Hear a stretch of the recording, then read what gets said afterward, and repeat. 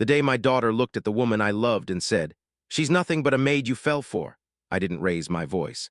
I just walked outside, sat on the porch steps of the house I built with my own hands, and listened to the crickets until the shame in my chest turned into something quieter and harder. That was 5 years ago. I didn't know then that silence would become the most powerful thing I ever gave my children. My name is Daniel Whitfield. I'm 44 years old and I run a small contracting company outside Dayton, Ohio, the kind that fixes roofs, builds porches, and occasionally raises a whole house from the foundation up. I've had calluses on my hands since I was 17. My father taught me that a man's word is worth more than his wallet, and I tried to raise my kids the same way. My first wife, Sarah, passed away from cancer when our daughter Emily was 12 and our son Ryan was 9. I won't dress up what those years were like. I worked 12-hour days and came home to make dinner, help with homework, and sit at the edge of 2 beds until my children fell asleep. I never remarried out of loneliness. I remarried because, after 8 years of raising them alone, I met a woman who made me remember what it felt like to be a whole person again. Her name was Carol. She worked the morning shift at a diner off Route 4 and cleaned 2 houses in the evening to help her sister with medical bills. She didn't have a college degree, a savings account worth mentioning, or a single designer item in her closet. What she had was a laugh that made strangers smile, and hands that were rougher than mine from years of honest work. I fell for her slowly, the way you fall for someone you actually see. I told my kids before I proposed. Emily was 24 then, engaged to a man named Trevor whose family owned 2 car dealerships in Columbus. Ryan was 21, still finding his footing after college, chasing a business idea with his friend Marcus. I sat them both down at my kitchen table and told them I wanted to marry Carol. Emily's face changed before I even finished the sentence. "Dad," she said, "she works at a diner." "She works hard," I said. "That's not a flaw." Ryan didn't say much that night. He just looked down at his coffee mug and asked if I'd signed anything yet. Not "Are you happy?" Not "Do you love her?" Just had I signed anything. I should have paid more attention to that question. I didn't, not then. The wedding was small, at the community church where Sarah and I had been married 16 years earlier. Emily came, but she wore black not out of mourning, but I think out of protest, though she never said it outright. Ryan came late and left early. My brother-in-law, Walter, Sarah's older brother, gave a toast that sounded warm on the surface but ended with a line I didn't understand the weight of until much later. "Well, Danny, I sure hope you know what you're signing up for." For the first year, things were tense but survivable. Carol tried. God, she tried. She remembered Ryan's coffee order, learned Emily's favorite dessert, showed up to every holiday with something homemade instead of something bought. She never asked me for anything. Not jewelry, not a new car, not a credit card in her name. She kept working her shifts even after we married until I finally convinced her to cut back so we could spend more time together. But Emily grew colder every month. She stopped calling on Sundays, a tradition we'd kept since her mother died. When she did call, the conversations felt like interviews, always circling back to the same question dressed in different words. What was going to happen to the house, the business, the land my father had left me in Preble County? The real break came at Ryan's 23rd birthday dinner. I'd rented a private room at a steakhouse, wanting to bring the family together, hoping enough time had healed the distance. Carol wore a simple blue dress she'd sewn herself, nothing fancy, but she looked lovely, and she was so nervous about fitting in that she barely touched her food. Halfway through dinner, Walter made a comment about gold diggers loud enough for the whole table to hear. Carol went pale. I told him to stop. Instead of stopping, Emily jumped in, saying the words that would sit in my chest for years. "She's nothing but a maid you fell for, Dad. Everyone at this table sees it except you." The room went silent. Ryan didn't defend Carol, but he didn't defend Emily's cruelty either. He just stared at his plate like a man trying to disappear. I stood up, put my napkin on the table, and told my children something I meant with my whole heart. If loving a hardworking woman makes me a fool in your eyes, then I'll be a fool. But I will not let anyone talk about my wife that way, not even my own children. We left. Carol cried in the car the whole way home, not because of the insult, she told me later, but because she was afraid she'd cost me my family. 2 weeks after that dinner, Emily sent a text that ended things for good. "We can't be around this. Let us know when you come to your senses." Ryan didn't send anything. He just stopped answering my calls. For the first few months, I tried. I sent birthday cards. I showed up to Emily's engagement party uninvited but hopeful, only to be quietly asked to leave by Trevor's mother while Emily watched from across the room and said nothing. I offered to help Ryan with his business idea, the one he'd been chasing with Marcus, and got a short reply telling me he didn't need handouts from a man who'd lost his mind. That word stuck with me, lost his mind, as if loving someone without money made me unstable instead of simply human. I stopped reaching out around the 8-month mark. Not out of anger, but because I realized something important. I couldn't force two grown adults to see what I saw so clearly in Carol.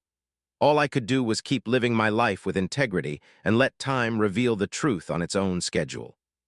So that's what I did. Carol and I settled into a quiet rhythm. She went back to school part-time for a bookkeeping certificate, something she'd always wanted but never had the money or time for.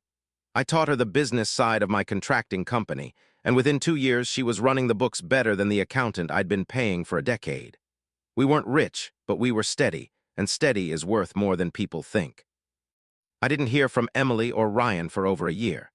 Then, small pieces of information started reaching me the way they always do in a town like ours, through mutual friends, through Walter's occasional visits, through the diner where Carol used to work and still knew everyone. Emily's wedding to Trevor had been lavish, paid for almost entirely by his parents. Word was that the car dealerships weren't doing as well as they appeared. Trevor's father had taken out loans against the properties to keep up appearances, the kind of debt that looks fine until it isn't.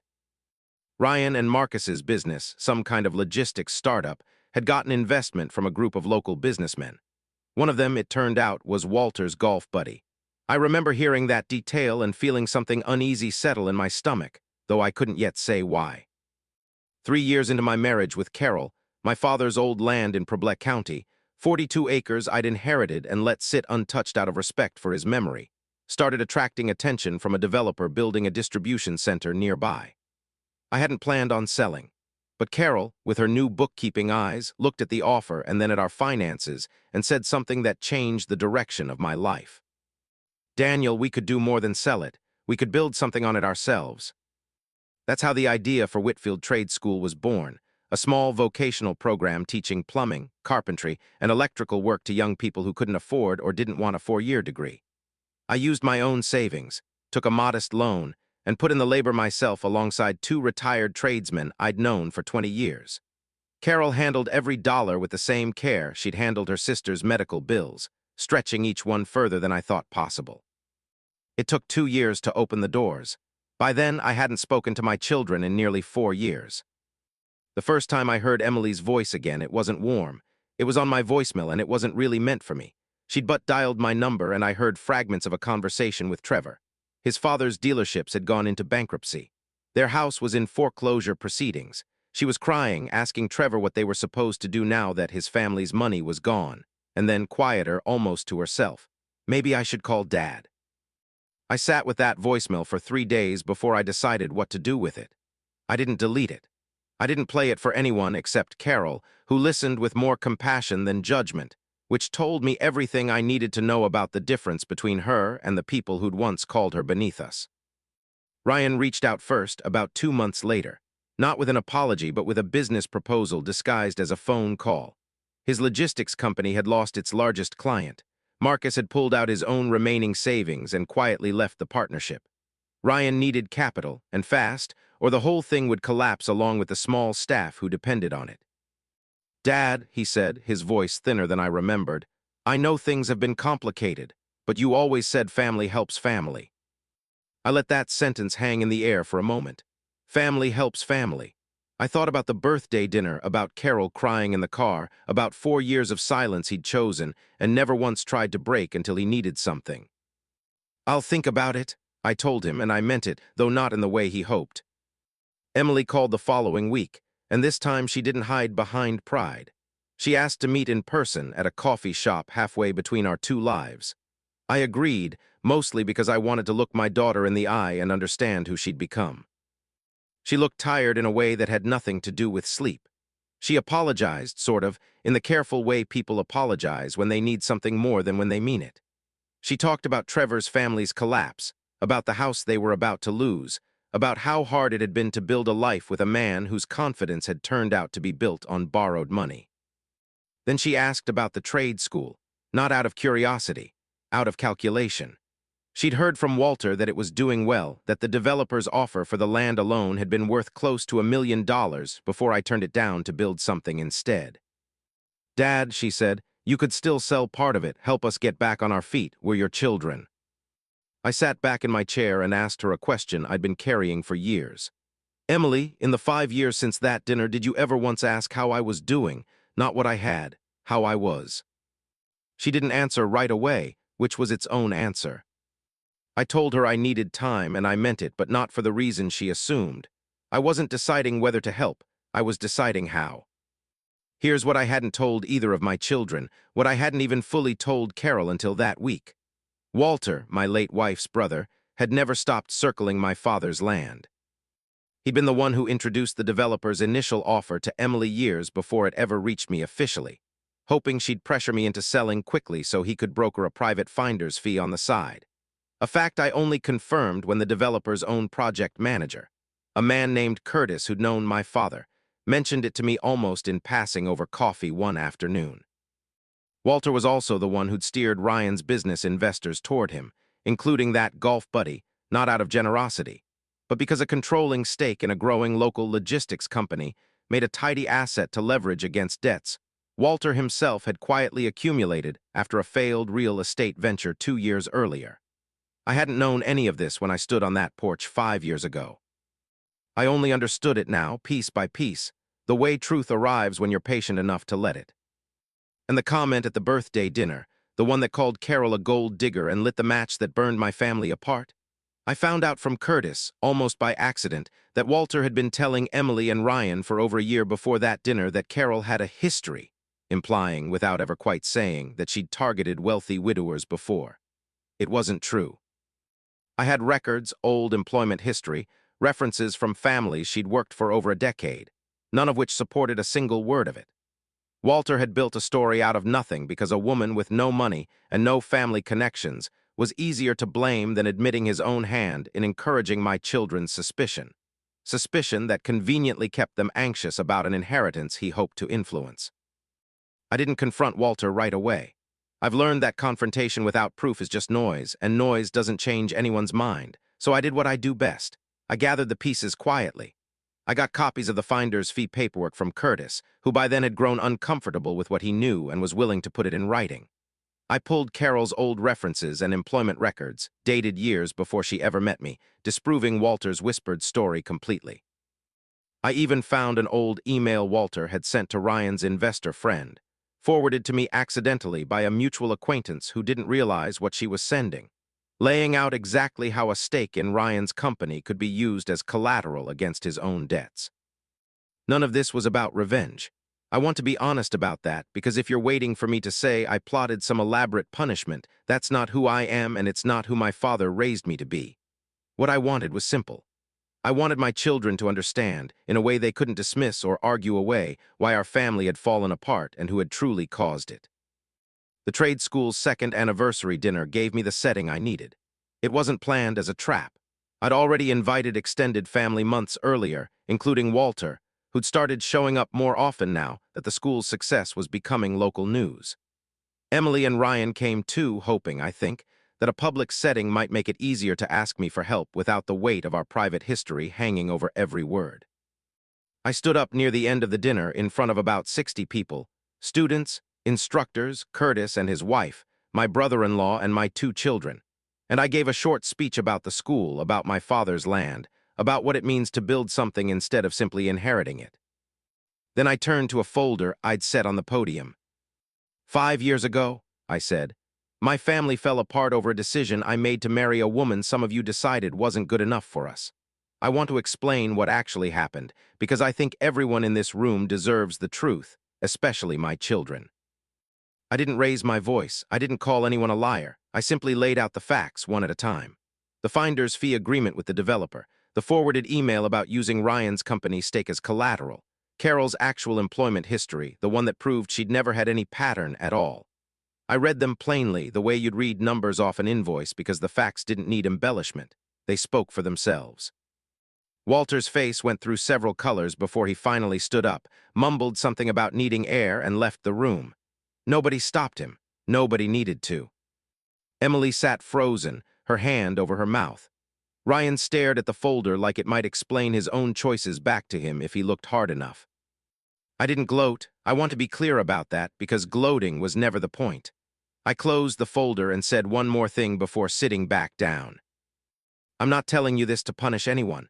I'm telling you because for 5 years I let my children believe I'd lost my mind over a woman who never asked either of them for a single thing. She sewed her own dress for your birthday dinner, Ryan. She learned your coffee order.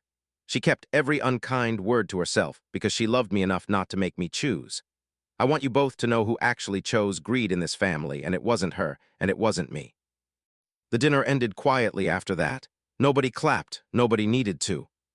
What happened over the following months wasn't a fairy tale reconciliation, and I won't pretend it was. Emily reached out first, about 3 weeks later, not asking for money this time, but asking if she could come by the house and talk to Carol directly. I wasn't in the room for most of that conversation, but Carol told me afterward that Emily had cried, really cried, not the careful kind from the coffee shop, but the kind that comes when shame finally catches up to a person. Ryan took longer. Men in my family always do. It was almost 5 months before he showed up at the trade school unannounced, not to ask for a loan, but to ask if he could volunteer teaching basic business bookkeeping to the students 2 evenings a week. He never mentioned his failed company directly. He didn't have to.